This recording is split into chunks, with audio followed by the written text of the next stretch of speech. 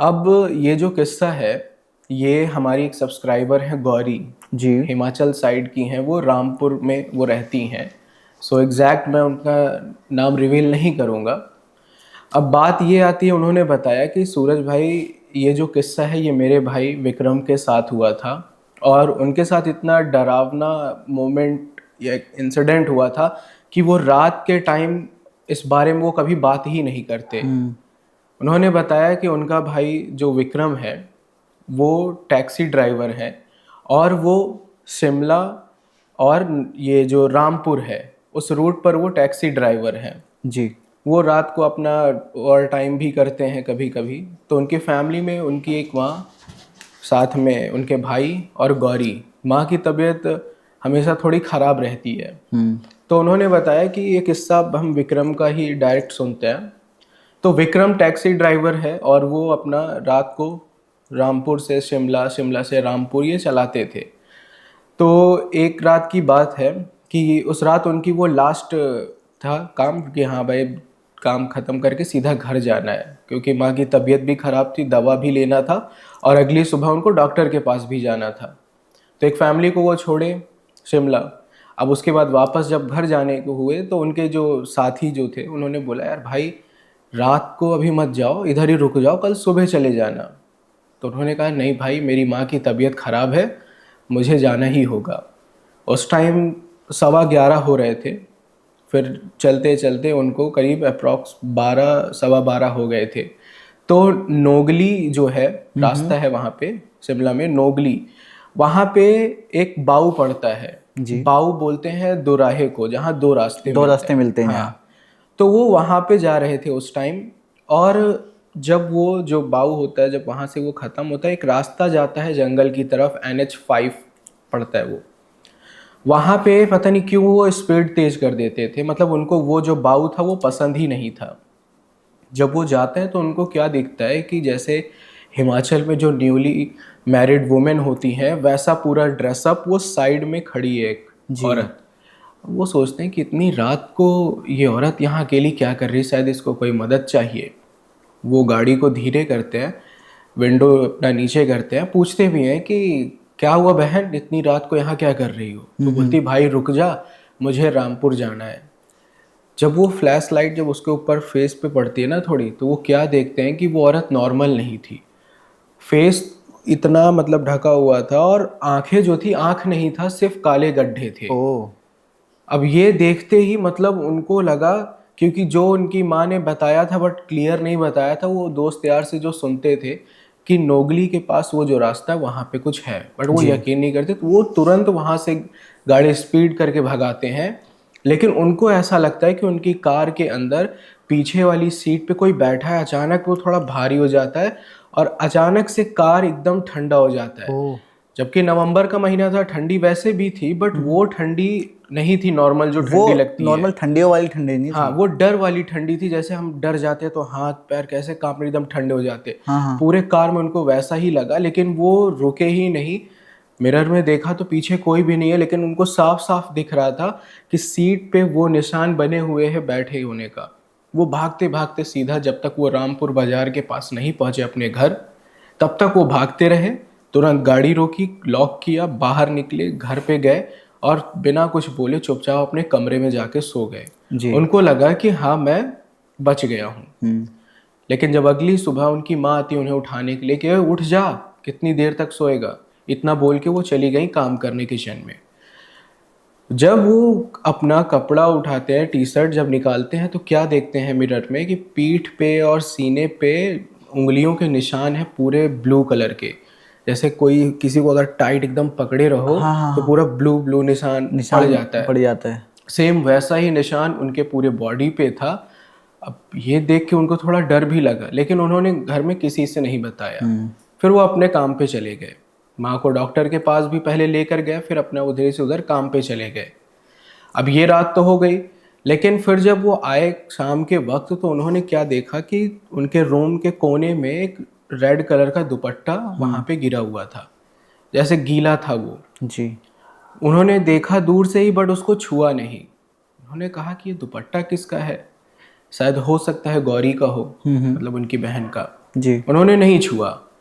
फिर गौरी ने बताया कि सूरज, रात के टाइम मेरे साथ कुछ अजीब हुआ और मैंने कुछ अजीब देखा। गौरी वो बताती हैं कि 2-2:30 बजे रात को मुझे ना ऐसा लगा कि कुछ आवाज़ आ रही है किसी औरत की रोने की, बहुत धीमी, बहुत थकी हुई आवाज़।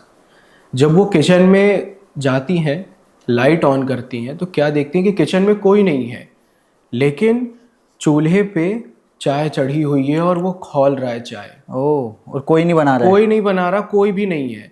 उनका भाई कह रही वो सो रहा था, मेरी माँ भी सो रही थी।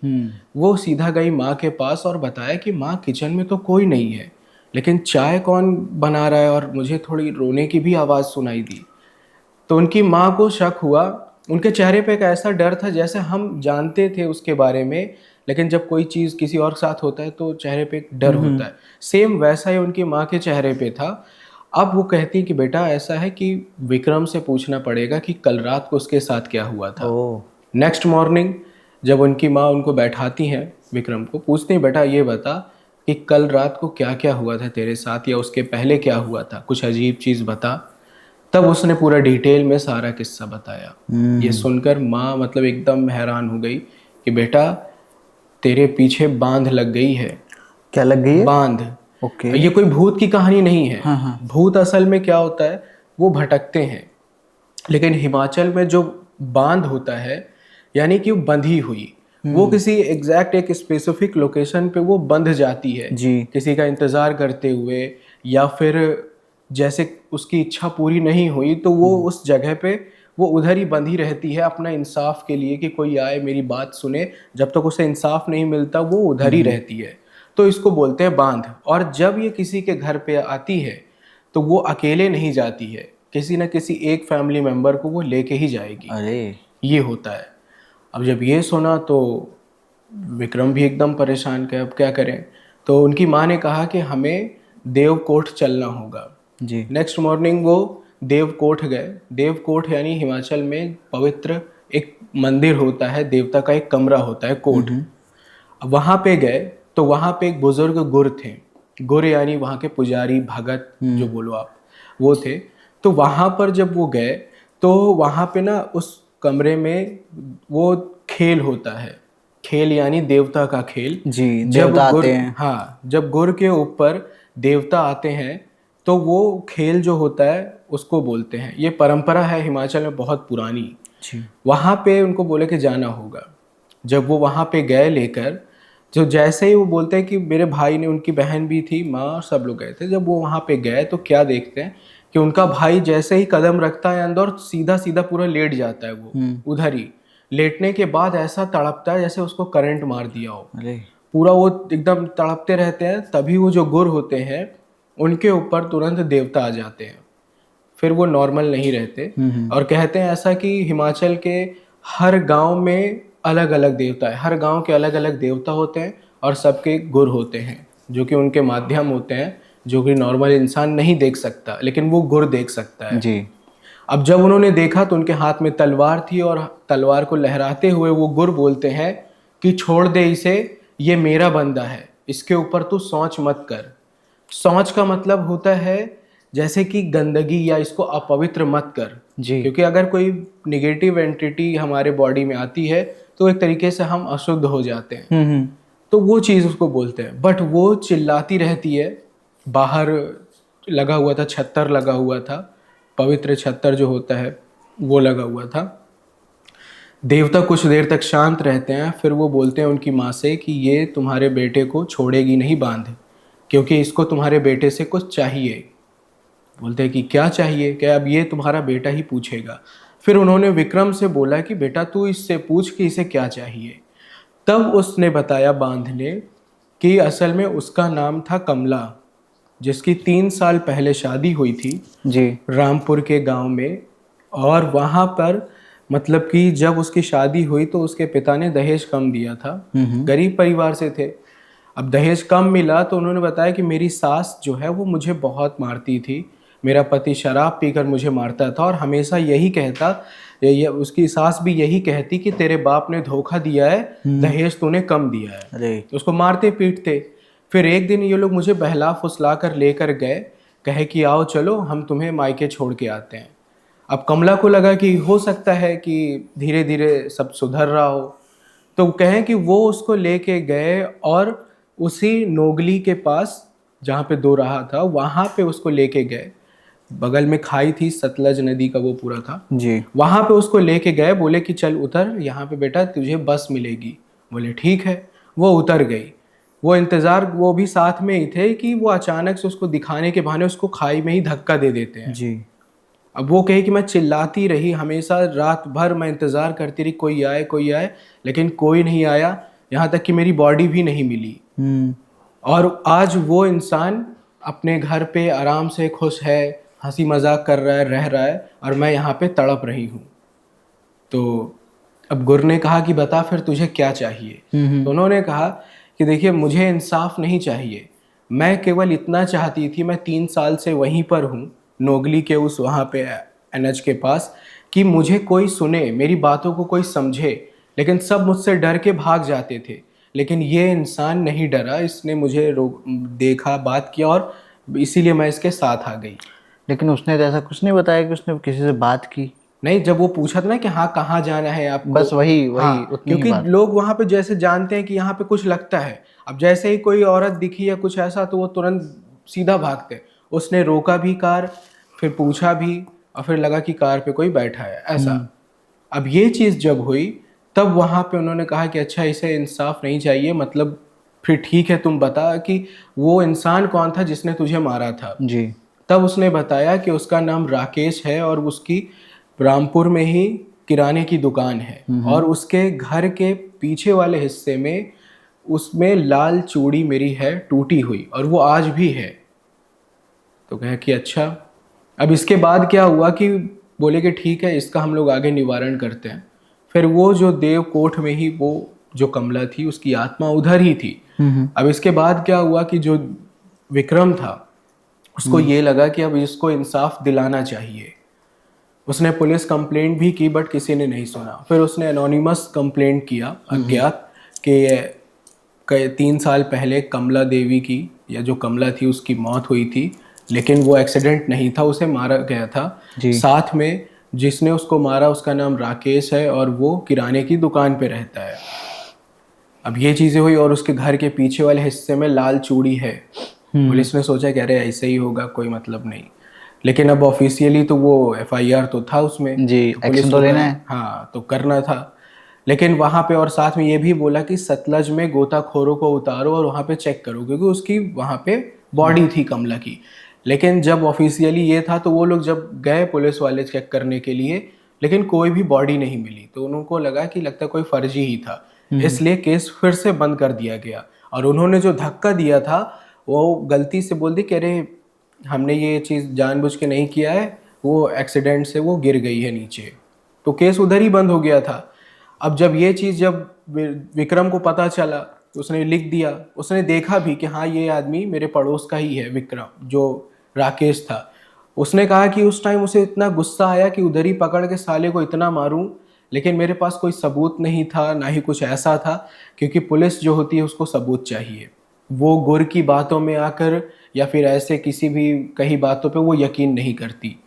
तो उसने छोड़ दिया। और फिर जब देखा कि पुलिस भी केस बंद कर चुकी है और कुछ नहीं कर सकता वो, तो बाद में उसने उधर ही गया, वो देवता कोठ पे गया और वहाँ पे जाके फिर उसने बोला कि ऐसा है कि मैं कुछ नहीं कर सकता, मेरे से जो हो सकता था मैंने किया, मुझे माफ़ करना कि हाँ मैं तुम्हें इंसाफ नहीं दिला सका। लेकिन गौरी ने बताया कि सूरज भाई 3 महीने के बाद न्यूज़ में आया कि नोगली हाईवे पर एक्सीडेंट हुआ और उसमें एक चालक की मौत हो गई, नाम था राकेश। अरे वो वही था? हाँ वो वही था। बाद में जब वहाँ पे, और वो सीधा उसी सतलज में ही गिरा हुआ था उसकी गाड़ी, और जब निकाला गया तो राकेश के पूरी बॉडी पे नीले निशान थे, गले में पूरे नीले निशान, और उसकी गाड़ी के पीछे वही लाल दुपट्टा खून से सना हुआ था।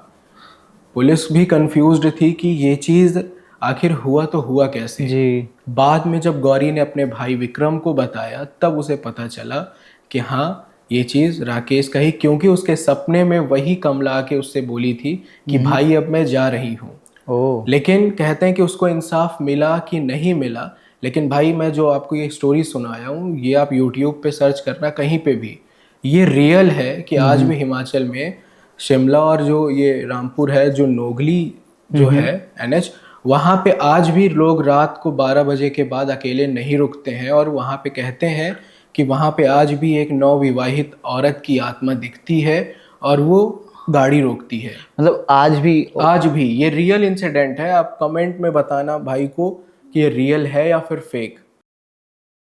तो मयंक ने हमें कॉल किया, कह रहे कि आप एक बार पौड़ी घूमने आ जाइए। अब जो पौड़ी है, जो लोग नहीं जानते, उत्तराखंड से बाहर है। पौड़ी जो आता है उत्तराखंड में आता है। तो पौड़ी घूमने आइए, पौड़ी में हम आपको घुमाएंगे धारी देवी का मंदिर।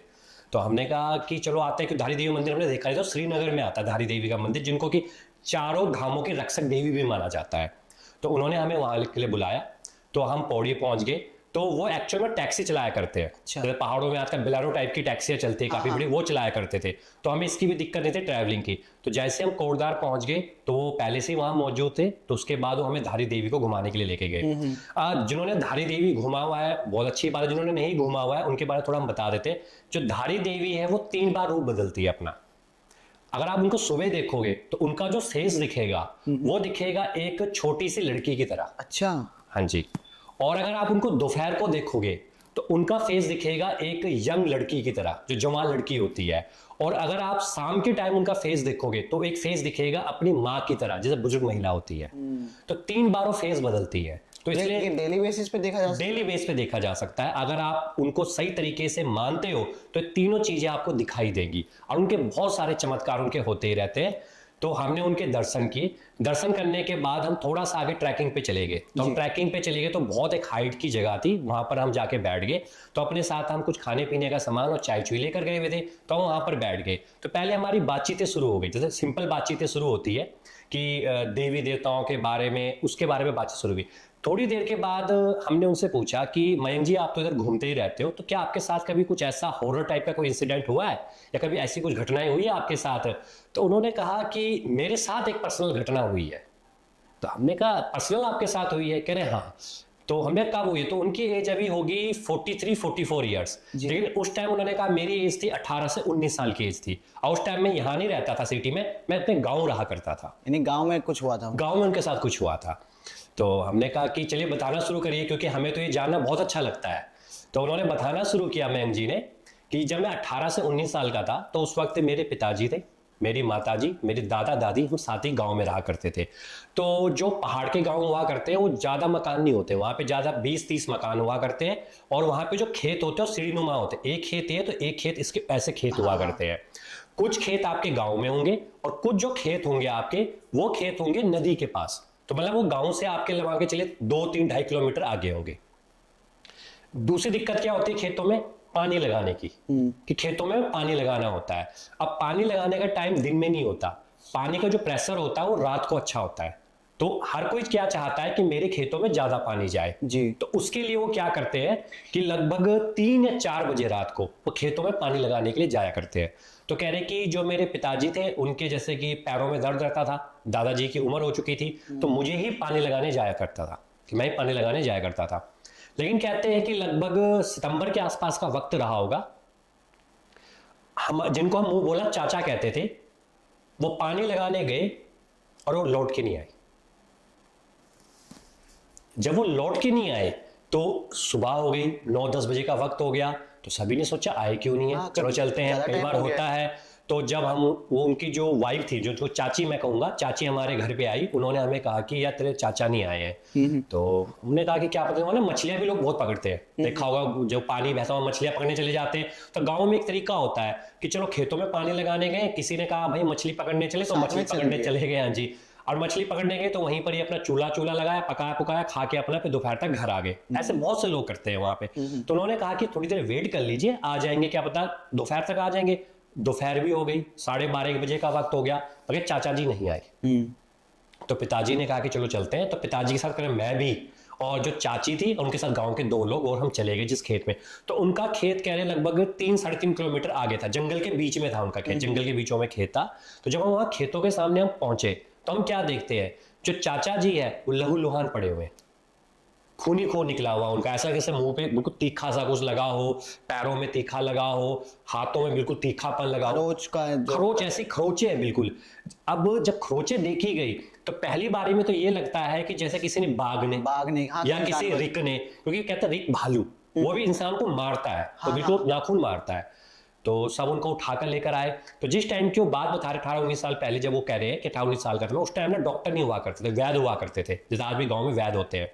तो वैद्य के पास लेके गए, वैद्य ने देखते ही कहा डेथ हो गई इनकी, मतलब अभी बचे ही नहीं है। तो अब सब हैरान है। अब गांव में डर का माहौल बन गया कि एक अच्छा खासा इंसान खेतों में पानी लगाने गया और उसकी डेथ हो गई है, आखिर हुआ क्या? तो गांव में खबर फैल गई कि भाई बाघ ने या रिक ने इसको मारा है, ऐसा ही हो सकता है, कोई मार सकता नहीं है जो घूम रहा है खुला और बिल्कुल। अब वो हो गया आदमखोर। तो लोगों को निर्देश दे दिए गए, जैसे होता ही है कि भैया खेतों में पानी लगाने मत जाना। तो फिर भी सबने कहा चलो ऐसा ही करते हैं, हो गया। हफ्ते के बाद कह रहे फिर क्या खबर आ रही है कि एक महिला को भी सेम उसी तरीके से डेथ पाई गई है। और महिला कहाँ थी? महिला भी उसी गांव से थी। नहीं, हुआ कहाँ पे? महिला वो भी खेत में गई थी, खेत में पानी लगाने के लिए गई थी, उसकी भी डेथ सेम हुई गई। तो उसको भी जब गांव लेके आए गए, कह रहे मैं भी गया, पिताजी भी देखने के लिए, जब हम साफ देखेंगे तो मैं ऐसा लगा कि सेम पैटर्न वैसा ही मिल रहा है कि बिल्कुल नाखूनों के निशान मारे हुए और इतने भयानक तरीके से मारे गए कि जैसे कि फाड़ना ही चाहता हो, पूरे शरीर को फाड़ना चाहता हो। तो उसके बाद कह रहे पिताजी भी घबरा गए और जो आसपास के लोग थे वो भी घबरा गए। तो सबने अब कह दिया कि भाई सबसे ये है कि कोई खेतों में पानी लगाने ना जाए, और खेतों में पानी लगाने जाए भी तो 2 से 3 लोग जाए मिलकर, क्योंकि 2-3 लोग जाएंगे, हाथों में मसाल लेके जाएंगे तो सब कुछ ठीक रहेगा। तो हफ्ते 10 दिन तक कुछ नहीं हुआ, क्योंकि 2-3 लोग जाते थे, 4 लोग जाते थे, तो कोई घटना ऐसी घटित नहीं हुई। तो सब लोगों को लगा कि चलो जो बाघ बुघ दिखाया होगा, अबे ज्यादा देर रुकते नहीं है, ये चले जाते हैं, तो शायद वो चला गया होगा। उसके बाद पता लगा कि एक 40 से 45 साल के इंसान मचान लगाते ना खेतों में, मचान की कोई जंगली जानवर आके खा ना जाए, वो मृत पाए गए उसी मचान के अंदर ही, जैसे मरे हुए पाए गए। और जब वहां पे जाके देखा तो सेम उनके साथ भी वही चीज हो रखी है, सेम वही नाखूनों के निशान मारे गए हैं, सब कुछ उनको करा गया। अब सब डर गए हैं, लोग कह रहे कि अरे इतना खतरनाक चीज है क्या ये? बाघ होता तो बाघ 1-2 बार शिकार करता, तीसरी बार शिकार नहीं करता, वो वहां चले जाता। वो अपने शिकार करता तो खाता क्यों नहीं? छोड़ क्यों देता? छोड़ क्यों देता? बाघ तो सीधा करता, पकड़ता, ले जाता, खा देता, वहां छोड़ता ही नहीं। जिस तरह से उसको मारा गया, ऐसा लग रहा है किसी ने बिल्कुल गुस्से में मारा है, इतना खूंखार है। अब किसी ने कहा अगर रिक ने भी मारा है, किसी भालू ने भी मारा है, तो इतनी नहीं मार सकता। मतलब 1 को मार रहा है, फिर 2 को मार रहा है, 3 को मार रहा है, 4 पे भी तो हमला कर सकता। 4 लोग देखे थे। तो सबने ये कह दिया कि भाई अब नहीं जाना, अब सब हो जाओ। तो उसके बाद मैं भी पानी लगाने जाया करता था, जैसे मैंग जी कहते हैं, मैं भी पानी लगाने जाता था। तो पिताजी ने कहा देख हमारे खेत चाहे बंजर हो जाए और तू पानी लगाने नहीं जाएगा। क्या मैं साथ ही था थोड़ा, मैं क्या करता था, मैं पानी लगाने जाता था, पर रात को क्या होता है ना, पानी शांत होता है, मछलियां ऊपर आई होती है, तो मैं मछली पकड़ने चले जाया करता था। क्योंकि जो हमारे खेत था वो नदी के पास रहता था, क्योंकि पानी बिल्कुल अच्छे फ्लो से आता था। और उस खेत पे हम इसीलिए जाते थे, वहां पे ना हमारी धान गेहूं बहुत अच्छी उगती थी। तो हमारी बहुत उपजाऊ खेत था। लेकिन वो हमारे गांव से, जो हमारा गांव था, 2.5-3 किलोमीटर दूर था। जैसे गांव हाइट पे होते हैं पहाड़ों में, तो खेत ऐसे नीचे को है, तो हमें ऐसे नीचे को जाना है, फिर वहां नदी बहती है। तो पिताजी ने साफ मना कर दिया कि भाई तूने नहीं जाना। तो पिताजी कहने पे मैं मान गया। कुछ टाइम के बाद क्या होता है, पिताजी शहर चले जाते हैं किसी काम से। अब मैं हूं, मम्मी है मेरी, दादा दादी हम बैठे हुए। दादी इस बात का रोना रो रही है कि हमारा खेत बंजर हो जाएगा। अरे यार, कि हमारा खेत बंजर हो जाएगा। होते बुजुर्ग लोग होते हैं बंजर हो जाएगा। अब दादाजी भी यही कह रहे हैं कि छोड़ यार, अब इतनी डेथें हो रही हैं, पता नहीं क्या कुछ हो जाएगा, तो छोड़, बंजर होने दे, हमारा है भी कौन, मैं जा नहीं सकता हूँ। ठीक है, जो मेरा बेटा, इसके पापा है वो शहर गए हुए हैं, अब होगा तो होगा क्या बता।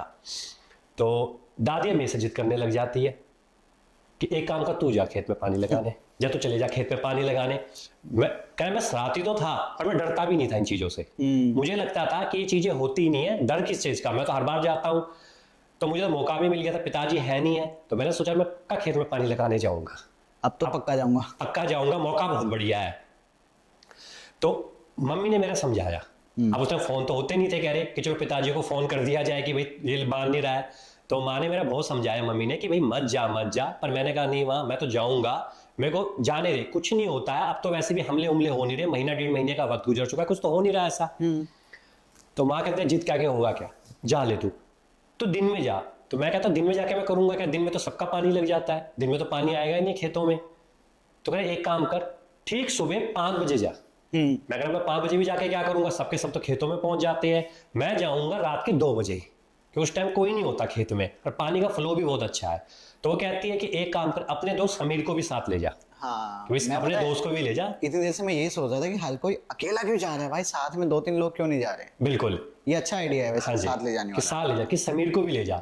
पहले तो कह रहे मैंने बहुत मना किया अपनी माँ को कि नहीं नहीं नहीं, फिर मैंने कहा जब भी मानी गई मैं समीर को भी बोल दिया। तो कह समीर भी मेरा बहुत अच्छा दोस्त था, तो मैंने समीर को बोला कि समीर जब पानी लगाने चले, और सोचा डरता था, कह रहे हो एक नंबर का डरपोक इंसान था वो। उसने कहा भाई देख यार, मैं डरता वैसे ही हूँ, रात को 2 बजे ले जाने को कह रहा है, अब तेरा मुझे पक्का पता तो वहां पक्का मछलियां मारेगा, अब तो मुझे कल खेत पे पानी लगाने छोड़ देगा, क्योंकि 2 बार तो ऐसे कर चुका है मेरे साथ, और इस बार मैं नहीं मानूंगा। कह रहे तो कहता नहीं यार इस बार कुछ नहीं करूंगा, मुझे भी पता है, तो मेरे साथ चल। तो समीर कहता पहले मेरी माँ को मना, मेरी माँ तो भेजेगी नहीं। तो फिर मैं गया, मैंने उनको कहा कि मैंने कहा जी मान जाओ जी, तो उनको मैं मामी कहता था, मैंने कहा मामी जी मान जाओ, ले चल मैं ले जाता हूँ। कहता यार मत ले जाए, इतने खतरे हो गए, 3 डेथें हो चुकी हैं, बहुत दिक्कत है। कहते मैं ले जाऊंगा, कोई दिक्कत नहीं आएगी, इसको मैं साथ ही रखूंगा इसको अपने। फिर भी वो मान जा। अब कह रहे हो क्यों मान गई, कहते हैं स्वार्थ होता है, उसका खेत भी 2 खेत छोड़ के उसका खेत भी था, आपके खेत में पानी लगा, आपके खेत में पानी लगा देगा। तो उसने कहा जब उसके साथ जा ही रहा है मैं के साथ, तो एक काम करियो उस अपने खेत में भी पानी लगाती हो और यही खेत पे पानी लगवा देगा तेरा। तो समीर भी मेरे साथ हो गया। तो जाने से पहले जो मेरी माँ थी उसने कुछ रोटियां बांधी थी, पहले रोटियां होती थी, रोटियां बांधी, रोटियों के ऊपर प्याज और नमक होता था जो गांव के पहले लोग खाते थे, और वो बांध बूंद के हमें उन्होंने दे दिया। और मैं कहते कि मैं और समीर हम दोनों निकल गए। हाथों में हमने एक वो मसाल से ले ली, वह छिल्लू कहते हैं, छिल्लू, छिल्लू लोगों को पता नहीं होगा, बता देते हैं क्या होता है। एक ना पेड़ होता है, उस पेड़ में से गोंद सी निकल रही होती है, तो उस पेड़ में से लोग लकड़ी ले लेते थे, वो लकड़ी जलती रहती है। अच्छा, आप उस लकड़ी को एक मोमबत्ती मान सकते हो, और वो धीरे धीरे जलती है, लेकिन मसाल की तरह, मसाल की तरह होती है, वो ऐसी होती है बिल्कुल एक ऑरेंज से कलर की होती है, तो उसको हम छिल्लू कहते हैं उत्तराखंड की भाषा में। तो उन्होंने दोनों छिल्लू पकड़ लिए, टॉर्च तो हम हुआ करती नहीं थी, और छिल्लू पकड़ के चले गए, जलते जलते छिल्लू में पहुंच गए अपने खेतों में। नदी का पानी क्या है, बिल्कुल शांत है, पूर्णिमासी की है, तो ऊपर चांद पूरा चमक रहा है, तो पूरा खेत हमें दिखाई दे रहा है, क्योंकि रात को पूरा खेत पहाड़ चमकते हैं।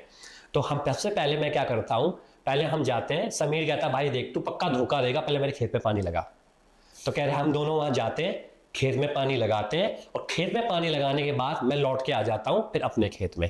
तो मैं समीर को कहता हूं समीर एक काम कर, तू यहाँ पे बैठ जा, मैं पानी लगाता हूँ, 10 मिनट लगेंगे पानी लगाने में, फिर एक काम करेंगे मछलियां पकड़ेंगे, कि पानी और रखा होगा शांत। तो कह रहा है तूने फिर वही काम करना है, तूने मछलियां पकड़नी है। कह देख भाई इतने दूर आ रखे, अब मौका मिले ना मिले, पिताजी आएंगे मौका नहीं मिलेगा, मछलियां पकड़ के लेके चलते हैं, आराम से तू और मैं खाएंगे। तो समीर मान जाता है कि चल ऐसा ही करते हैं। उसके बाद होता क्या है, कह रहे मैं पानी लगाने लग जाता हूं, मैंगजी का पानी लगाने लग जाता हूं। मुझे कुछ ऐसा लगता है कि खेत के बिल्कुल दूरी पे, कुछ दूरी पे कोई बोरी जैसी चीज रखी है, बोरी जैसी कोई चीज होती है वो रखी हुई है, काले से रंग की, पूर्णिमासी रात तो चमक रहा है, तो काले से रंग की बोरी सी दिख रही है मुझे। तो मैं उस तब देखता हूं, पर मैं ध्यान नहीं देता। अब मेरा जो पानी था लेट के वहां ना पत्ते पुत्ते गिरे हुए थे, वो ऐसे नाली सी होती है ना पत्ते, तो मैं पत्ते हटाने लग गया। मैं पत्ते हटे ताकि पानी का फ्लो अच्छे तरीके से है, तो मैं पत्ते पुत्ते हटा रहा हूं, और वहां पे जो समीर है वो बैठा हुआ है। अब मुझे वो लगा कि जो बोरी से मुझे दिखाई दे रही है वो ठीक मेरे पीछे है, अभी मेरे यहाँ थी सामने, और अब बिल्कुल मेरे पीछे आ गई है। अब मुझे डर लग गया।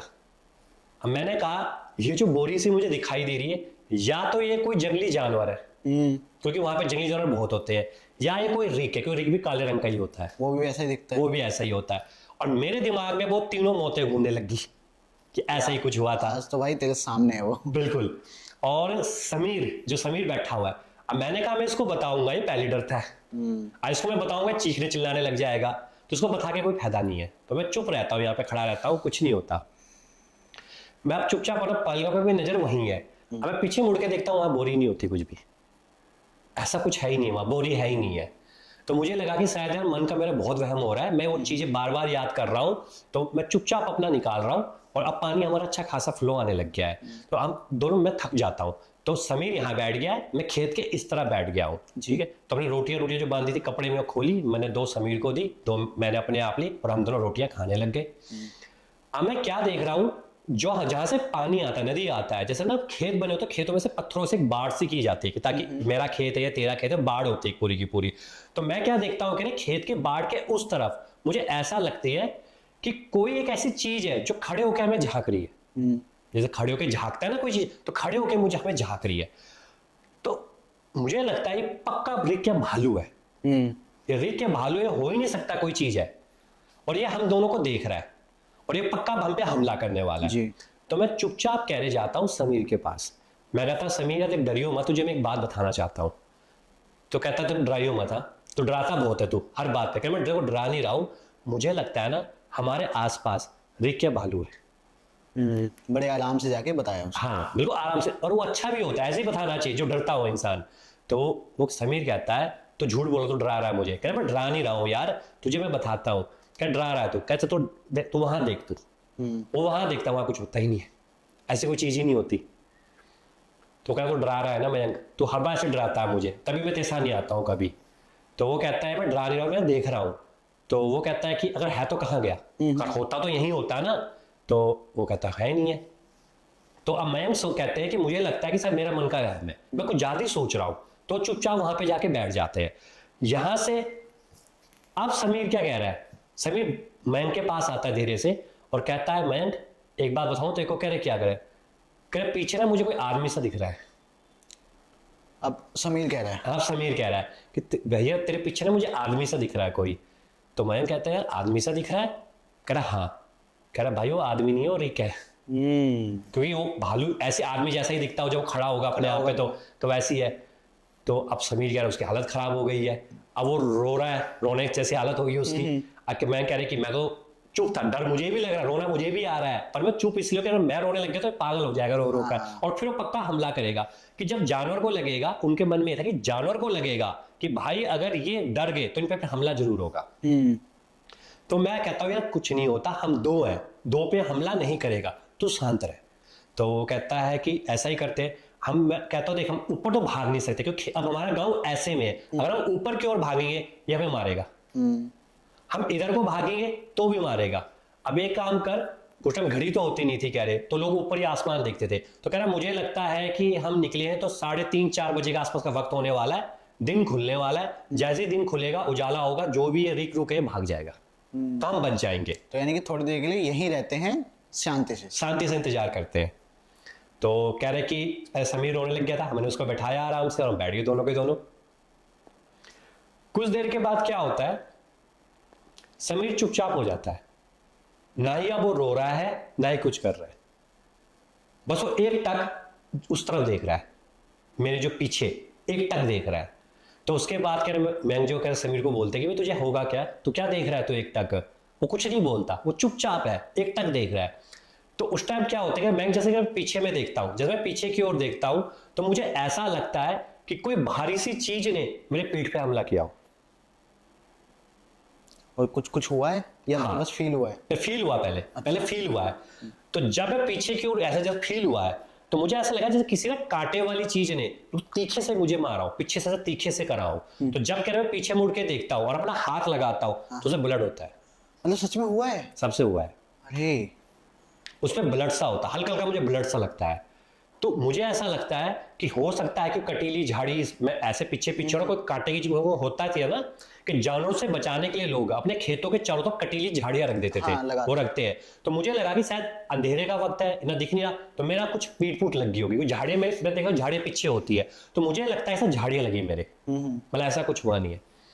पर मैं समीर को देखा, समीर एक टक देख रहा है और वो मेरे पीछे ही देख रहा है अभी भी। यानी कि पीछे कुछ हो सकता है? हो सकता है, पर उसको पता है। मैं कहते कि मुझे समझ में नहीं आ रहा पीछे क्यों देख रहा है। मैं पीछे मुड़ के देखता हूँ कुछ है ही नहीं है, सिर्फ वो कटीली झाड़ियां है और बिल्कुल काला अंधेरा, सुनसान अंधेरे का जंगल है और कुछ नहीं है। पर वो एक टक देख रहा है और मुझे समझ में नहीं आया क्यों देख रहा है। कुछ देर के बाद उसके अंदर हल्की सी वाइब्रेशन हो रही है, जैसे होते ना वाइब्रेशन होती है, तो वाइब्रेशन हो रही है समीर के अंदर। और जैसे उसके अंदर हल्की सी वाइब्रेशन होती है, उसकी कह रहे जो आंखें अजीब सी होने लगी है। उसको मैं बयान भी नहीं कर सकता, हल्की सी लाल लाल सी होने लगी है, शरीर बिल्कुल लाल सा होने लग गया, जैसे कि इंसान जैसे कि बिल्कुल बुखार में तड़प रहा हो, वो ऐसे होने लग गया है। ठीक है, अब बस एक टक मुझे देख रहा है। कुछ देर के बाद जैसे मुझे ऐसे लगता है कि कोई चीज बिल्कुल मेरे पास आ रही है, जैसे लेफ्ट हैंड साइड पास आ रही है, और जैसे वो मेरे पास आती है और जैसे बिल्कुल हल्के पास आती है, मुझे ऐसा लगता है किसी ने मेरे हाथों पे किसी चीज से मारा हो, जैसे कि कोई तिखी चीज से मारो। अब मुझे रियलिटी में दिखता है कि बिल्कुल तिखे से नाखूनों के निशान होते हैं।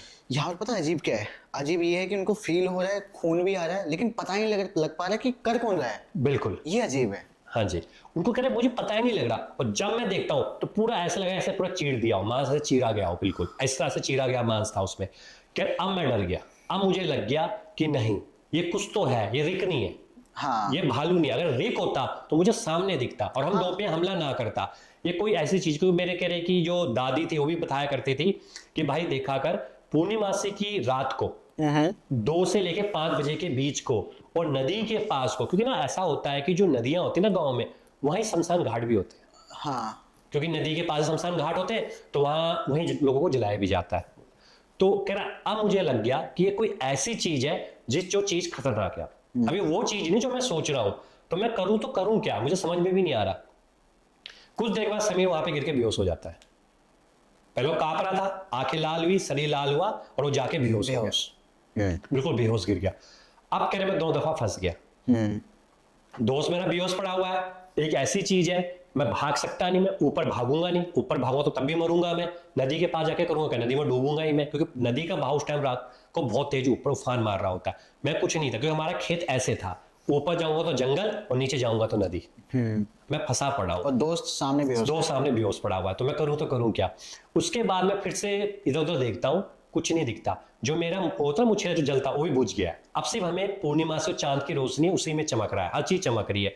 अब मुझे डर लग रहा है और डर के कारण मैं थोड़ा खेत के साइड में हो गया हूँ। उससे कुछ समय के बाद मुझे ऐसा आभास होता है कि मेरे ऊपर से कोई चीज है, जैसे होता है ना ऊपर से, और जैसे ही ऊपर से आती है वो यहाँ से मारती है, इधर से ऐसे नाखून इस तरह से। तो यहाँ से ऐसा लगता है चिचोड़े नहीं मारते, कोई जैसे चीज मारता है बिल्कुल चिचोड़े से लगती है, और यहाँ पे बिल्कुल तिखे तिखे नाखूनों के निशान लगते हैं, जिससे खूनों के निशान आने लग गया।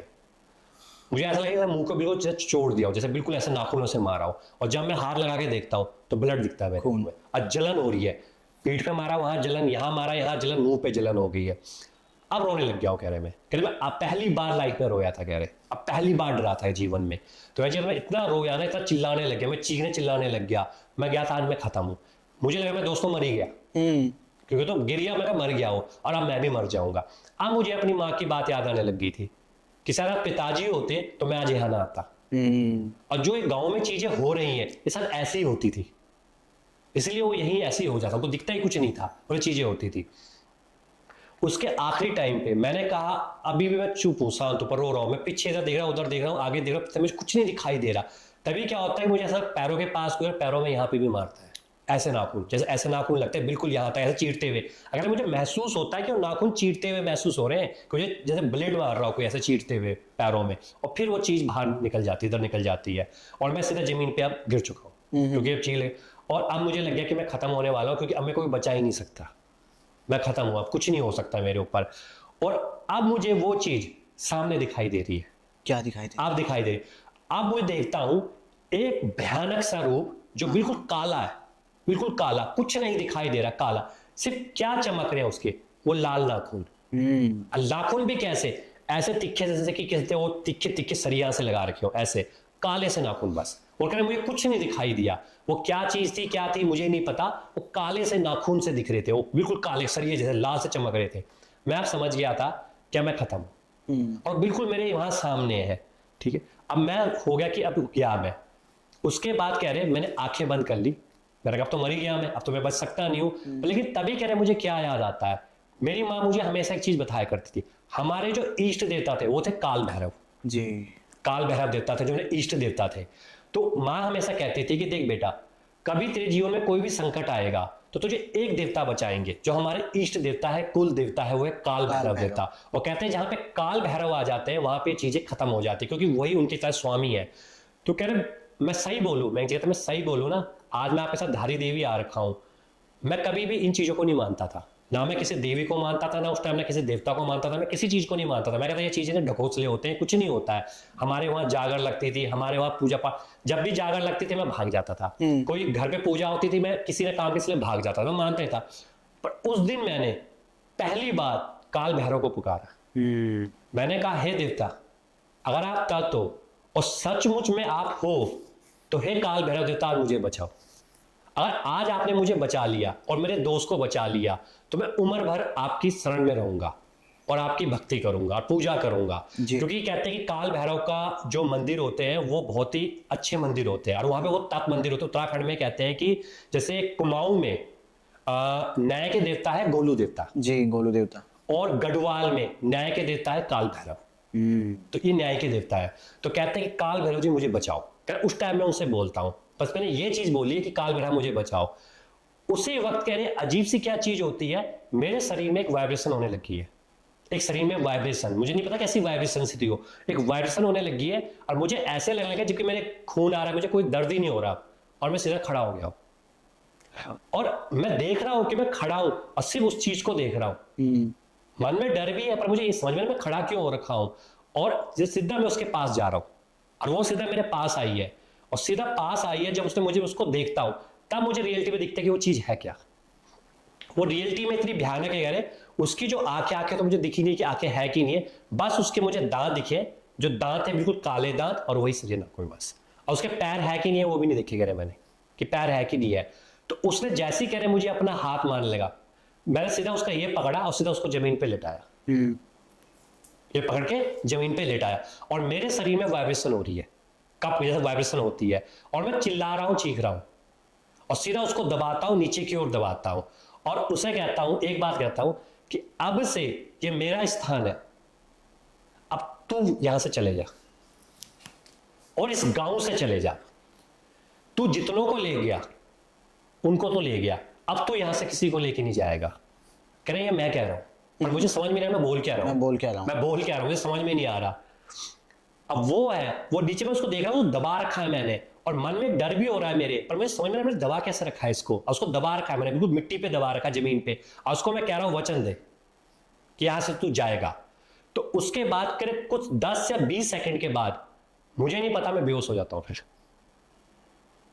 और उसके बाद मेरी जब आंखें खुलती उस टाइम दिन हो चुका था। मैं उठता हूं, मैं देखता हूं मेरे घाव के निशान लगे हुए हैं, मैं खड़ा होता हूं, जाता हूं, अपने दोस्त को हिलाता हूं। अपने दोस्त को जब मैं हिलाता हूं तो समीर जाग जाता है, समीर को उठाता हूं और उसको वैसे ही अपने कंधे पे रख के उसको गांव लेके जाता हूं। तो जब सबसे पहले मेरी माँ देखती है वो रोने लग जाती है, क्योंकि उस टाइम मेरे मुंह से खून आ रहा था, हाथों से खून आ रहा था, पीठ से खून आ रहा था। और बिल्कुल, और जाते जाते चौक पे जाके समीर को बैठाता हूं और मैं वहां पे जाके बेहोश हो जाता हूं। मेरी आंखें खुलती 2 दिन के बाद। तो जब मैं देखता हूं तो माँ खड़े हैं, पिताजी खड़े हैं, दादा दादी खड़े हो रखे, और जब मैं हाथों पे देखता हूं तो हाथों में पट्टी पुट्टी से बंधी हुई है। तो जब मैं उनके, अब जब मैं होश आता है तो पिताजी मुझे डांटना शुरू कर देते हैं और उसके बाद जो माँ होती है माँ भी डांटती है। तो लेकिन फिर दादाजी समझाते कहते हमारी गलती थी, हमने इसको भेजा था। तो उसके बाद मैं अपनी दादी से पूछता हूँ कि दादी मेरे साथ हुआ क्या था। तो दादी कहते तो अब चुप रहे, तो कुछ मत बोल, तो कुछ टाइम तक रुक जा। तो मैं रुक जाता हूँ। कह रहे उसके कुछ समय के बाद कह रहे मैं दादी मुझे ले जाती है, वहां पे होते पुछेरे, गांव में पुछेरे होते हैं। पुछेरे मतलब होते हैं जिनके अंदर देवता का एक अंश आता है, वो आपके बारे में बताते हैं कि आप क्या हो, आपके ऊपर क्या कष्ट है, वो सब कुछ बताएंगे आप, उनको पुछेरा बोलते हैं। तो उसके बाद क्या होता है कि दादी मुझे उनके पास लेगी। वो एक बुजुर्ग महिला होती है जिनकी उम्र 65 से 70 साल के आसपास होती है। उनके तो पुछेरे के लिए हमेशा चावल ले जाए जाते हैं, चावल, घर के चावल। तो कह रहे उन्होंने मुझे चावल ले जाने के लिए नहीं कहा, उन्होंने कहा था उस लड़के को बोलना गांव जिस खेत में तो गया उसकी मिट्टी लेके आई हो, जो तेरे साथ जहां पे ये चीजें हुई है। तो कह रहे कि पिताजी उस टाइम खेत की मिट्टी लेकर आ गए थे, उन्होंने मेरे हाथ में मिट्टी दी, मैं पुछेरे के पास गया, पुछेरे ने मेरे हाथ को पकड़ा, 5 सेकंड उन्होंने मुझे देखा, फिर उनके शरीर के अंदर एक वाइब्रेशन हुई, एक भयानक वाइब्रेशन हुई। और उस वाइब्रेशन में उन्होंने क्या कहा, क्या तुझे मैंने बचा लिया है लेकिन अगली बार नहीं बचाऊंगा, अब तू चुपचाप आके मेरी शरण में आ जा। तो कह रहे मुझे समझ में नहीं आता ये ऐसा क्यों बोल रही है। और कह रहे जिसने तुझ पे हमला किया था वो था क्रौंचिका। क्रौंचिका ये क्या होता है? क्रौंचिका एक ऐसी एंटिटीज मानी जाती है जो कि जिनको नहीं पता होगा, जो ऑडियंस हमारी देख रही होगी उनको लगे क्रौंचिका है क्या चीज है। मैं पहली बार सुना। हाँ, क्रौंचिका एक्चुअल में क्रौंचिका अगर दादाजी से पूछेंगे तो माना जाता था, जैसे हमने कहा ना शमशान में फूके जाते थे, तो माना जाता था कई बार जैसे कुछ लोग फूक रहे होते हैं उस टाइम बारिश आ जाती थी। तो हम जला रहे डेड बॉडी को, बारिश आ जाती थी, तो बारिश के टाइम क्या कहीं डेड बॉडी पूरी तरह से फूक नहीं पाती थी जी। तो कई गांव वाले फूक भी देते थे, कई कई गांव वाले आधे दूरी भी छोड़ देते थे। तो उन सभी की जितनी बॉडी छोटी होगी उन सभी से नेगेटिव एनर्जी बनती थी, जो बनती थी क्रौंचिका। ओ, और जिस तरह से वो तड़पती थी, अब एक बॉडी में भी जान होते, वो तड़पती थी, वो ऐसे तड़पाती थी, वो इस तरह से वो मारती थी। तो जिस जगह पे वो आ जाती थी वहां पे कोई भी देवी और देवता उसका कुछ नहीं बिगाड़ सकते थे। तो इस तरह से वो मार रही था। जो 3 लोगों के ने मारा है उस क्रौंचिका ने मारा है, और वो औरों को भी मारती है, और तुझे भी ले जाती, वो तुझे ले ही गई थी, तू बचना नहीं था तूने, पर तुझे किसने बचाया? तुझे तेरे कुल देवता ने बचा दिया। पूरा हादसा बताता हूँ। जो हमारे सब्सक्राइबर हैं सुप्रिया के दादाजी के जब एक्सपायर हो गए थे, जब ये आखिरी रिचुअल्स होते हैं ना, जब स्मशान घाट में जब आखिरी रिचुअल्स हो रहे होते हैं कि जैसे कपाल क्रिया होती है और बहुत सारी चीज़ें होती हैं, जिससे कपाल क्रिया बताता हूँ मैं आपको। कपाल क्रिया इसलिए की जाती है, और वो करता कौन है? जो बच्चा होता है, जैसे जिसके लिए रिचुअल हो रहा है, जो ख़त्म हो गया है, जो चिता पे लेटा हुआ है, उसका कोई रिलेटिव जो बहुत ही ज़्यादा प्रिय, मतलब सबसे ज़्यादा प्रिय बच्चे ही होते हैं, ये माँ बाप होते हैं। अब अगर माँ बाप लेटे हैं चिता पे तो बच्चा ही देगा, है ना? तो ऐसा होता है। तो कोई बच्चा उनका, वो बच्चा क्या करता है, सर पे खोपड़ी पे लठ मारता है, डंडा मारता है, जिसके वजह से जो चिता पे लेटा हुआ आदमी होता है वो ये सोचता है कि मेरे बच्चे ने मेरे को ही लठ मार दिया। और ऐसे टाइम पे मतलब आखिरी जीवन, मतलब खत्म ही हो गया मेरा तो सब कुछ, अब वही मोह वो कट जाता है। अच्छा, इसीलिए वो कपाल क्रिया दी जाती है। ऐसा मैंने भी किया है पिताजी के, और बहुत लोगों ने किया है। तो इससे क्या होता है कि जो वो पिता जो हमसे प्यार करते हैं ना जीवन में, जो जब हम जीवित थे, जब वो पिताजी जब हमारे जीवित थे, जब वो चल रहे थे, हमारे साथ रह रहे थे, खा रहे थे, पी रहे थे, घूम रहे थे, सब कुछ चल रहा था, तो उस वक्त का जो प्यार था वो प्यार कटता नहीं है यार, उसको काटना पड़ता है। वो काटना पड़ता है ऐसे कि तुम पिता हो, देखो मैंने तुम्हें लठ मार दिया, अब हमारे बीच में कुछ नहीं रहा। वो एक तरीके से ये है कि हमारा बीच का कनेक्शन खत्म, तो आपको अब रास्ता देखना अपनी मुक्ति का, ऐसा होता है। तो वो कपाल क्रिया इसीलिए की जाती है। अब उनके टाइम पे जब वो पिताजी उनके गुजरे, हमारे जो सब्सक्राइबर हैं सुप्रिया, उनके पिताजी के, जब पिताजी इन द सेंस कि सुप्रिया के दादाजी जब गुजरे थे, तो उस वक्त जो सुप्रिया के पिताजी थे उन्होंने वो कपाल क्रिया नहीं करी। उन्होंने बोला कि नहीं, मैं अपने पिताजी की डंडा नहीं मारूंगा, मतलब मैंने जीवन भर में कभी ऐसा नहीं किया, तो उनके गुजरने के बाद में क्यों करूँ ऐसा? कुछ लोगों की होती है थिंकिंग ऐसी। भाई ऑब्वियस ही बात है यार, अपने पिता या माता पिता को अपनी जगह सही है, वो अपनी जगह भी ठीक थे, उनका पॉइंट ऑफ व्यू सही है। हाँ, बट एक रिचुअल्स भी कुछ देखा जाता है, तो शायद वही गलती इनकी बहुत बड़ी गलती बन गई थी।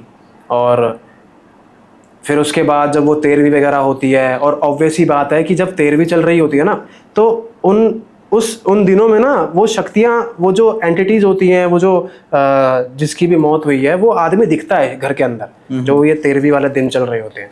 तो ऐसे ही वही 13वीं वाले दिन चल रहे थे इनके घर में। दादाजी कभी बच्चों को दिख रहे हैं, दादाजी कभी सुप्रिया को दिख रहे हैं, कभी पर्दे के नीचे से, मतलब बच्चे टीवी देख रहे हैं, अचानक से पर्दे के पीछे से दादाजी निकल के आ रहे हैं और चल के किचन की तरफ चले गए। मतलब ऐसा नहीं कि डरा रहे हैं, पर दिख रहे हैं बच्चे, और ये सब रोटी वोटी खा रहे हैं, अचानक से किचन में से निकलते हुए जाएंगे। और इनफैक्ट मैं आपको बताऊं कि इनके दादाजी स्मोक वगैरह करते थे, है ना? घर में जैसे स्मोक की स्मेल होती है ना, उस तरीके से पूरी स्मोक की स्मेल आ रही है। इनके दादाजी घर में स्मोक करते हुए घूमते थे, जैसे खाना खा के घर में टहल लेना। तो ऐसे ही टहलता है कोई आदमी इनके घर में उस वक्त से लेके। इन्होंने दिखवाया कि ये सब क्या हो रहा है। पता चला कि ये तुम्हारे पिताजी है। अच्छा जी, अब इनकी मुक्ति का कैसे करें? इनकी मुक्ति के लिए तुम्हें, अब उन्होंने बहुत सारी चीज़ें बताई होंगी कि तुम्हें ऐसा करना है, तुम्हें वैसा करना है, पर तुम्हें कपाल क्रिया करनी चाहिए थी, बहुत सारी चीज़ें करके घुमा फिरा के कर दिया। ठीक है जी। कुछ टाइम बाद इन्होंने जो वो हवन वगैरह करवाया था इनकी मुक्ति के लिए, बट मेरे ख्याल से वो मुक्ति हुई नहीं थी। कुछ टाइम बाद क्या होता है, इनकी दादी की तबीयत सडनली से ख़राब हो जाती है। सडनली से अपने कमरे में लेटी होती हैं और ख़राब हो जाती है। इनको लेके भागते हैं हॉस्पिटल लेके भागते हैं, तो वहाँ भी कोई कॉज पता नहीं चल रहा होता है कि भाई आखिर ये हुआ क्यों है इनको, कि भाई एक्चुअली क्या होता है ना इन चीज़ों में बंदा कोई बीमार है, कोई डायबिटीज़ वाला बंदा है, या कोई बीपी लो बीपी हाई। अब बंदे को डायबिटीज़ भी हो रही है, बंदे का बीपी लो भी हो रहा है, बंदे का बीपी हाई भी हो रहा है, बंदे को ये भी हो रहा है, बंदे को, मतलब चारों पांचों, मतलब इतनी सारी चीज़ें दिखा देती है ये एंटिटी। कि कोई कॉज ही नहीं पता चलता कि बंदे को आखिर बीमारी हो क्या रही है। या तो बंदा पूरा ठीक दिखता है, क्या फिर बंदे के शरीर में सारी चीज़ें खराब दिखती हैं, ऐसा होता है। तो क्या होता है, सडनली से खबर आती है इनकी दादी जी मतलब बीमार हो गई है, इनको हॉस्पिटल लेके जाते हैं और हॉस्पिटल में पता नहीं चलता भाई क्या बीमारी है, किस लिए हुआ है। अब एजेड लोगों का ना डायबिटीज़ भी होती है, इनका BP low, BP high problem बहुत ज़्यादा होती है, बट इनको समझ ही नहीं आ रहा है डॉक्टर्स को कि आखिर प्रॉब्लम क्या हो रही है, शरीर में प्रॉब्लम क्या है, आखिर क्या हो रहा है। फिर भाई पानी की भी कमी है तो ग्लूकोज भी चढ़ा दिया, सब कुछ कर दिया, बट फिर भी प्रॉब्लम हो रही है। अब सडनली से मतलब इनके यहाँ पे ना शायद हॉस्पिटल में जहाँ पे इनकी माताजी होती हैं एडमिट, तो वहाँ पे मेरे ख्याल से कोई इनका रिलेटिव रुका हुआ होता है इनके पास, दादी के पास, बाकी परिवार घर पे होता है। रात को खबर आ जाती है कि माताजी गई। अब भाई वही मातम बन गया। अब अभी मुश्किल से 1 महीना नहीं हुआ था पिताजी के, इनके दादाजी को गए हुए, और फिर दादाजी के एक्सपायर होने के बाद दादी एक्सपायर हो गई जी। और लेकिन एक चीज़ बताऊं कि जैसा दादाजी का इन्होंने कपाल क्रिया नहीं किया था, बाकी दादी का कपाल क्रिया वगैरह इन सब चीज़ों का मतलब सारी रिचुअल्स हुई थी।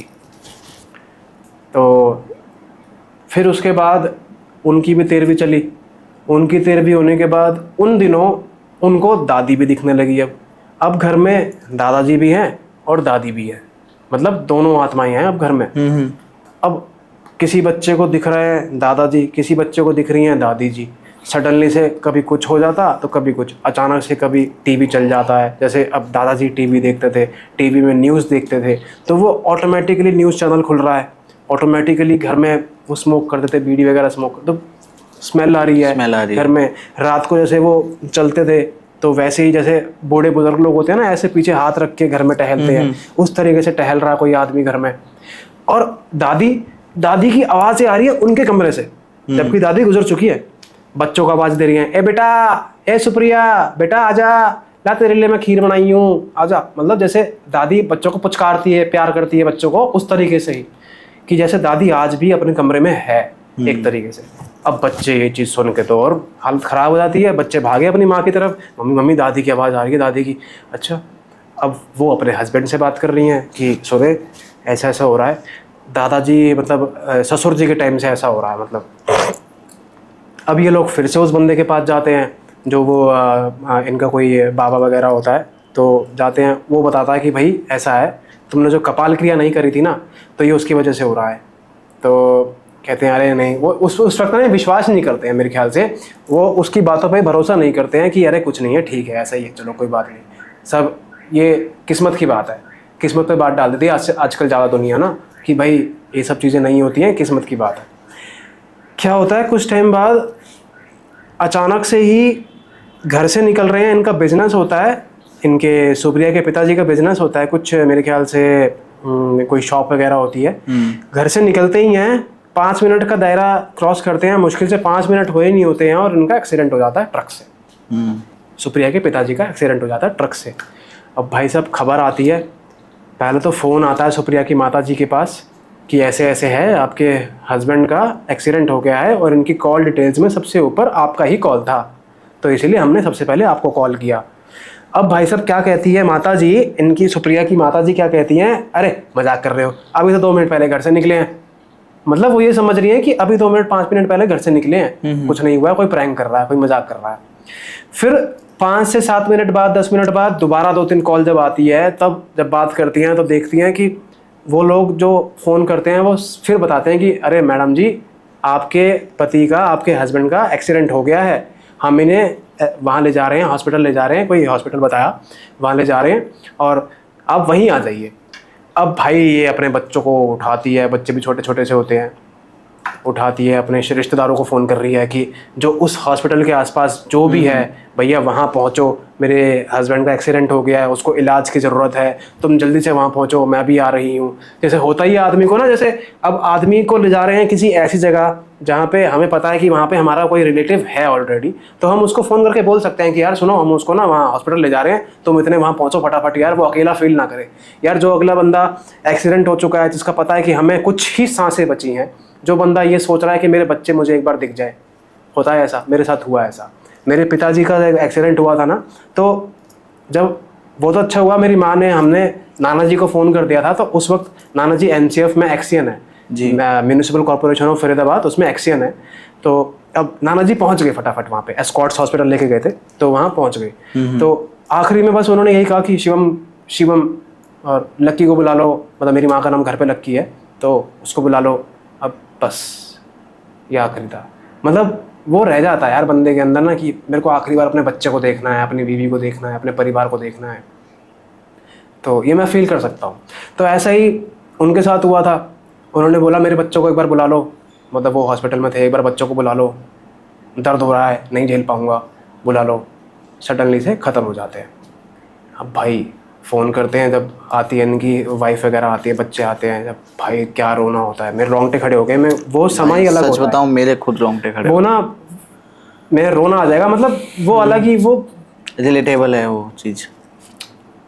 वो माहौल ही अलग होता है यार। वो वाइब्स पता नहीं, वो नहीं होना चाहिए यार। मैं तो चाहता हूँ भाई वो किसी दुश्मन के साथ भी ना हो यार। मतलब छोटे में ही अगर किसी का बाप उसको छोड़ के चला जाए ना भाई, बहुत बड़ी बात होती है यार। जी मतलब भाई।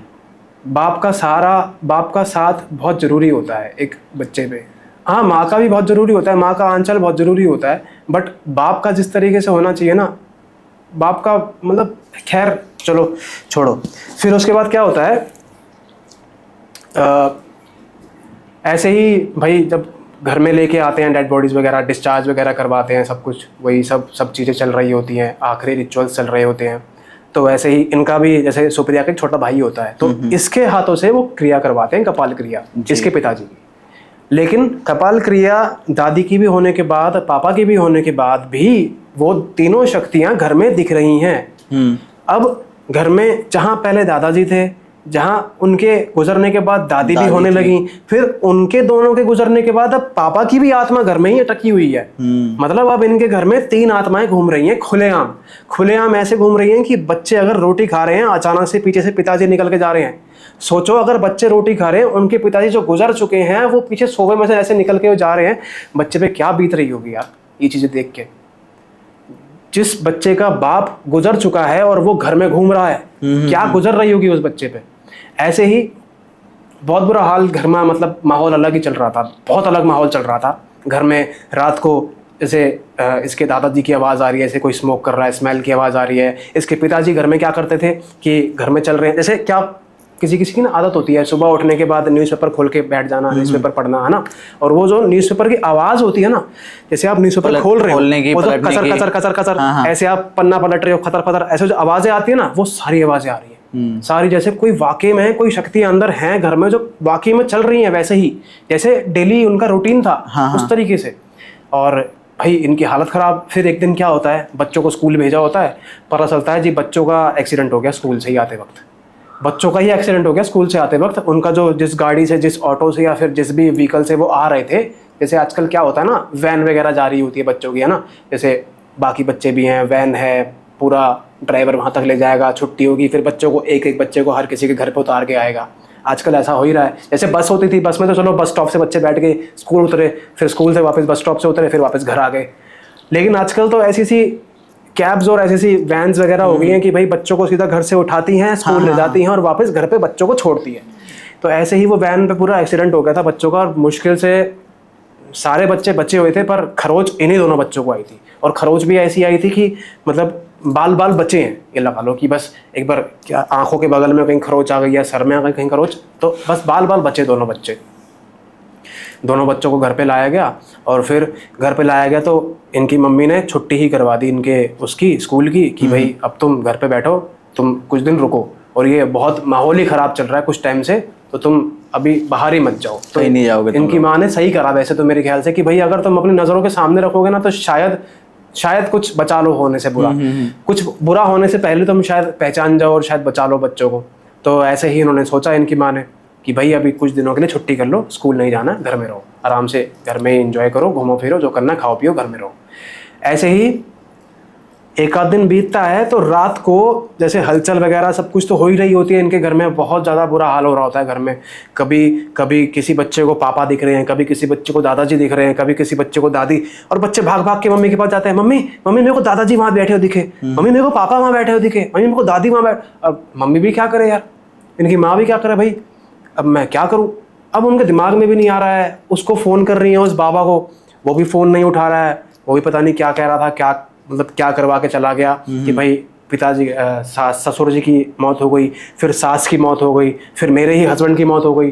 तो भाई दिमाग में आता है ना कि पता नहीं क्या करवा के चला गया वो बाबा। अब शाम हो रही होती है, वही सब हलचल घर में चल रही होती है, खेला चल रहा होता है आत्माओं का। इनके मामा जी का फ़ोन आता है, मामा जी जो कि सुप्रिया की माता जी हैं, उनके मामा जी, जो सुप्रिया की माता जी हैं उनके मामा जी का कॉल आता है। और कॉल उठाते ही सीधा सुप्रिया की माता जी को मामा जी बोलते हैं, तेरे घर में 3 आत्माएं हैं, तेरे घर में 3 आत्माएं हैं, तेरे बच्चों को और तुझे मारना चाह रही हैं, तू जल्दी बिस्तरा पैक कर, जल्दी कपड़े बांध, मेरे पास आ जा। अब अरे नहीं, मतलब वो विश्वास नहीं कर रही थी शायद, या फिर हो सकता है कि उनको भी पता हो या वो बताना नहीं चाह रही हो कि जैसे अपना ही परिवार है, या फिर जो भी, भाई कौन सुनना चाहेगा कि हमारे ही सास ससुर या हमारा ही पति हम ही को मारना चाह रहा है ना। तो वो शायद ये सोच रही थी कि नहीं मैं नहीं बताऊंगी किसी को, ठीक है जो भी है। बट फिर क्या होता है, ये सब मना करने के बाद रात तक शाम तक वो मामा जी उनके घर पहुंच जाते हैं। घर में घुसते ही तो वो उनको ऐसा लगता है कि भाई साहब कुछ तो है, एकदम धक्का सा लगता है। धक्का लगते ही उनको बोलती हैं, मामा जी बोलते हैं उनको कि तुम अपना पैक करो, घर जाना है। फिर वही उनका पैक वैक करवा के वहाँ से घर लेके जाते हैं। घर में रात को खाना वाना चल रहा है मामा जी के घर में। अब ये सब बच्चे, इनकी बीवी अब मामा जी के घर जा चुके हैं, मामा जी इनको ले जा चुके हैं अपने घर। रात चल रही है, मामा जी के भी बच्चे हैं, मामा जी के बीवी बच्चे हैं, सब कुछ है, खाना पीना चल रहा है, डिनर है, सब बच्चे सब लोग एक आसपास में बैठे हैं सब। अचानक से ही अंदर से मामा जी के कमरे में से आवाज़ आती है। मामा जी की आवाज़ को जैसे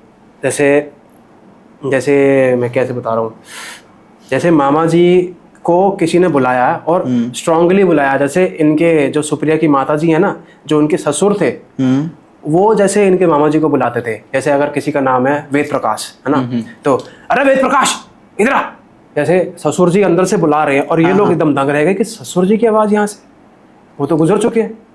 फिर अंदर से हंसने की आवाज़ आ रही है दादी की। फिर अचानक से ऐसा लग रहा है कि पापा भी वहीं हैं।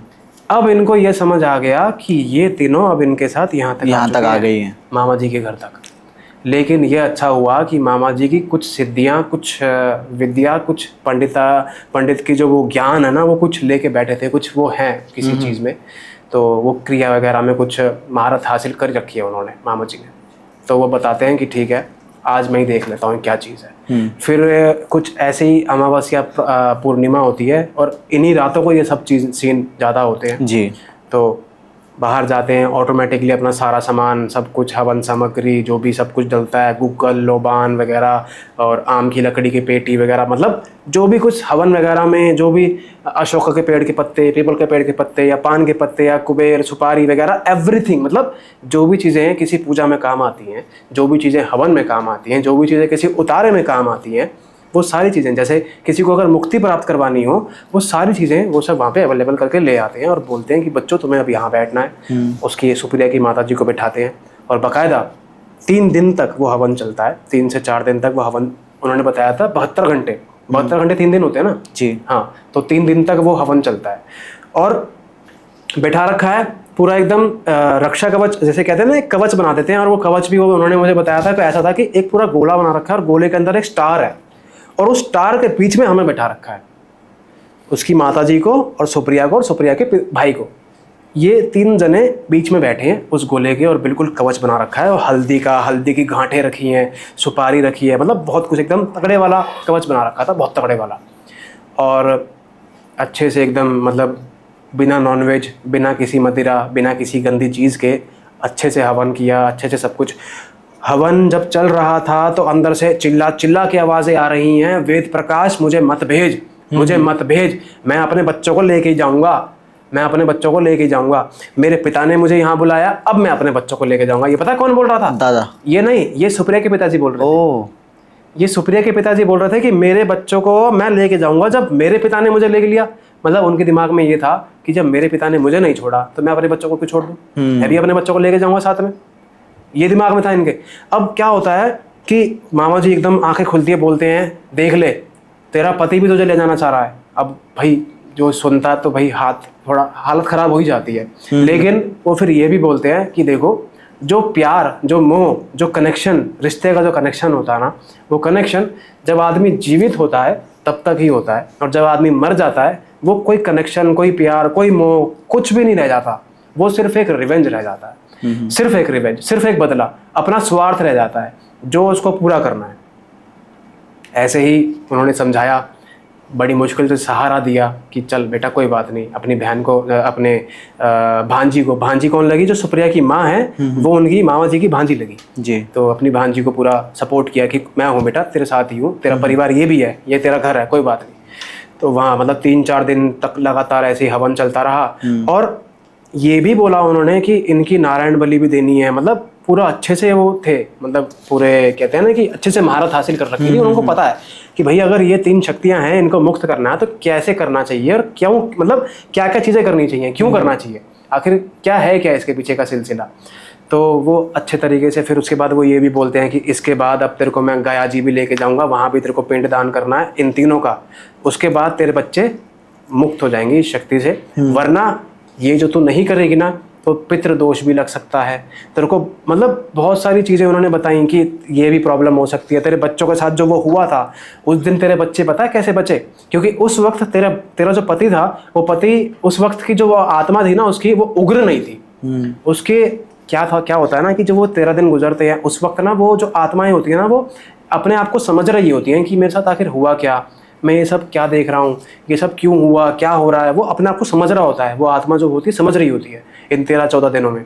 तो जब वो 13 दिन कंप्लीट होते हैं, समझ जाते हैं कि भाई वो लठमार, वो कपाल क्रिया हो रही है, सब कुछ हो रही है, तो वो आत्मा का ना फिर जो वो मोह होता है वो टूट जाता है। फिर आत्मा सोचती है कि भाई मैं तो अपना बदला लूंगी। जब वो मोह ही टूट गया बच्चों के साथ तो बदला लेगा, ऑब्वियस सी बात है। तो ऐसे ही फिर वो भाई चल रहा है। और फिर उन्होंने बोला कि भाई अब ये फिलहाल तक तो ये रहेंगी तुम्हारे साथ तीनों आत्माएं घर में, पर परेशान नहीं करेंगी। हाँ दिखेंगी भी, पर उस तरीके से तुम्हें वो नहीं करेंगे कि भैया एक्सीडेंट हो गया, जैसे तुम्हारी सास साथ लेके नहीं जाएंगी। हाँ, जैसे तुम्हारा ससुर तुम्हारी सास को ले गया, फिर तुम्हारे पति को ले गया, और यही तुम्हारा ससुर तुम्हारी सास को तो ले गया, पति को भी ले गया, लेकिन तुम्हें भी ले जाना चाह रहा था, सुप्रिया की माँ को भी ले जाना चाह रहा था, सुप्रिया बेटा तेरे को भी ले जाना चाह रहा था, और सुप्रिया के भाई को भी ले जाना, मतलब पूरा परिवार खत्म हो जाता। एक अंकल की वजह से, एक ग्रैंडफादर की वजह से, ग्रैंडमदर, पिताजी और माता, मतलब पूरा परिवार खत्म हो जाता। आप ये भी देखना भाई, वो जो दादा थे उनका मोह कितना ज्यादा होगा फिर। हाँ, तभी उनके मरने के बाद भी वो बरकरार रहा। हाँ, तो ऐसे ही फिर एक दिन आया, इनको पूरा गया जी लेके गए, वहाँ से भी पिंडदान करवाया, अच्छे से सब कुछ हुआ। वो आखिरी दिन था, जो आखिरी दिन इनको वाकई में कहते हैं, पता नहीं यार हमें तो दिखे नहीं ऐसे, और लेकिन उनको बोला गया कि वो तीनों, उनके दादाजी सुप्रिया ने हमें बताया, सब्सक्राइबर ने, कि इसकी माताजी को, सुप्रिया के भाई को और सुप्रिया की बहन, मतलब सुप्रिया के भाई को और सुप्रिया की माँ को, इन तीनों को जब ये गया जी में पिंडदान कर रहे थे, गंगा जी में, तो वहाँ पे इनको क्या दिखा कि नदी में इनके पिताजी, इनकी दादी और उनके ससुर, मतलब सास ससुर और इनके पिताजी, सुप्रिया की माँ के, ये तीनों नदी की तरफ अंदर गहराई में जाते हुए दिख रहे हैं।